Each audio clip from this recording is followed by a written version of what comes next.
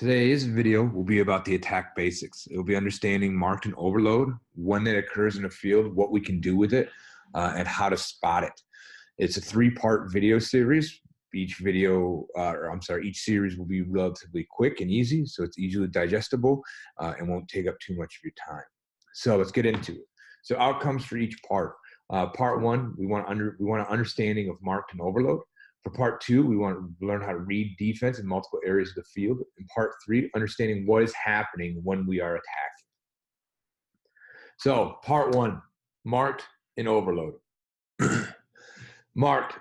We define mark as when a defense has three or more attackers marked from where the ball is traveling from. What's important about this is why we put that number at 3 is because that is how many people should be inside of your subgroup in attack.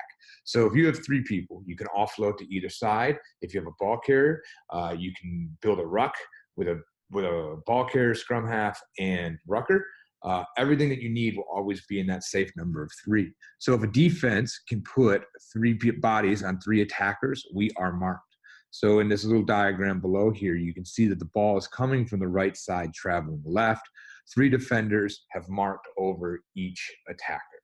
So that is what a marked situation is. So if you look up and you see that there's a defender over you, you are marked. Overload. So how do we define overload? When a defense has left 2 or more of our players unmarked from the direction of the ball.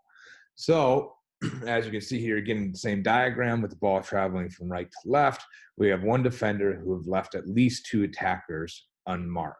Therefore, we have an overload. Now, can an overload be more than 2 players? Yes, of course. The biggest thing is we're just trying to define it. And when an overload happens is when we have the numerical advantage against the defender in an area on the field. So, review.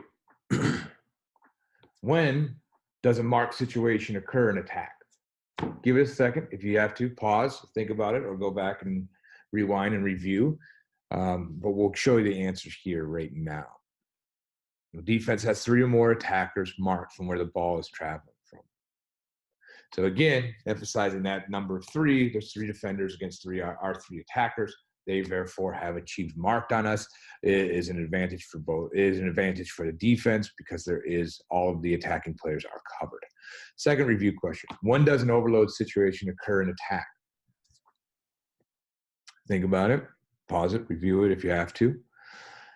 When a defense has left 2 or more of our players unmarked from the direction of the ball. So again, if we have the numerical advantage where there's more of our attackers uncovered than there are defenders stopping them, we have won it and we have the overload situation.